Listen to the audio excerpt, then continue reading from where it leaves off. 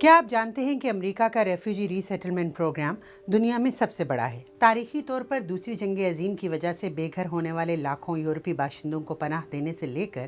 سرد جنگ کے دوران یورپ اور ایشیا میں کمیونسٹ حکومتوں سے فرار ہونے والوں کا خیر مقدم کرنے تک امریکہ پناہ گزینوں کو تحفظ فراہم کرنے میں پیش رہا ہے، مگر ان تمام کوششوں کو 1980 میں ایک مربوط نظام کی صورت دی گئی اور ریفیوجی ایکٹ 1980 منظور کیا گیا۔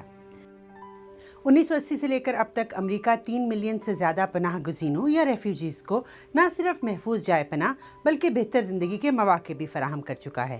یوں تو مختلف وجوہات کی بنا پر ان گنت طریقوں سے لوگ امریکہ کی حدود میں داخل ہو کر پناہ کے متلاشی ہوتے ہیں، مگر ریفیوجی کون ہوتا ہے؟ اس کی ایک مخصوص ڈیفینیشن ہے۔ ریفیوجیز وہ تارکین وطن ہیں جو کسی دوسرے ملک سے امریکہ داخلے کے خواہاں ہیں، جو نسل، مذہب، قومیت، سیاسی رائے یا کسی خاص سماجی گروپ کی رکنیت میں سے کسی ایک کی بنیاد پر یہ ثابت کر سکتے ہیں کہ ان پر ظلم و ستم ڈھایا جا سکتا ہے اور وہ کسی اور ملک میں آباد نہیں ہیں۔ اقوام متحدہ کے پناہ گزینوں کے ادارے کے مطابق اس وقت دنیا میں ریفیوجیز کی تعداد 29.5 ملین کے قریب ہے، جن میں نصف سے زائد کا تعلق صرف 2 ممالک شام اور یوکرین سے ہے۔ امریکہ ہر سال کتنے ریفیوجیز کو جگہ دے گا، یہ نمبر عالمی حالات اور اس وقت کی حکومتی پالیسی پر منحصر ہے۔ مختلف ادوار میں یہ تعداد 25,000 سے 2 لاکھ ریفیوجیز تک رہ چکی ہے۔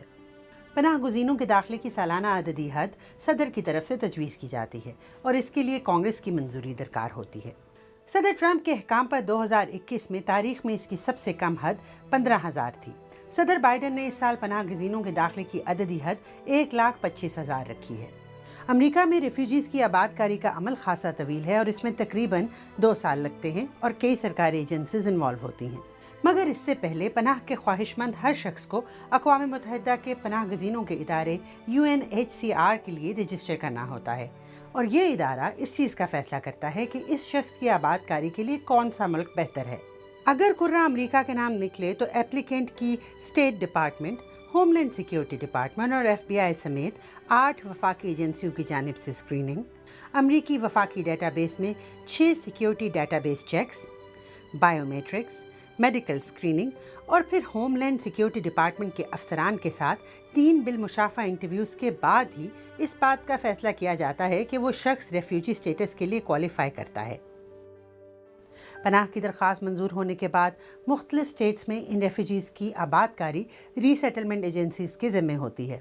جو پناہ گزینوں کے کوائف کا جائزہ لے کر ان کے لیے مناسب سٹیٹ کا انتخاب کرتی ہیں۔ 1980 کا ریفیوجی ایکٹ وفاقی حکومت کو پناہ گزینوں کے داخلے اور آباد کاری کے لیے حتمی فیصلے کا اختیار دیتا ہے اور ریاستیں اس سلسلے میں زیادہ اختیار نہیں رکھتی، مگر 2015 میں پیرس میں دہشت گردی کی کارروائی کے تانے بانے شام سے ملنے کے بعد 30 امریکی ریاستی حکومتوں نے شامی پناہ گزینوں کی ان کی ریاستوں میں آباد کاری پر احتجاج کیا تھا۔ اگرچہ موجودہ امریکی حکومت کی ریفیوجی پالیسی کافی لچکدار ہے، پھر بھی کئی حلقے ان ریفیوجیز کو ملکی سلامتی کے لیے خطرہ قرار دیتے ہیں اور اس سلسلے میں سخت اقدامات کرنے کے حامی ہیں۔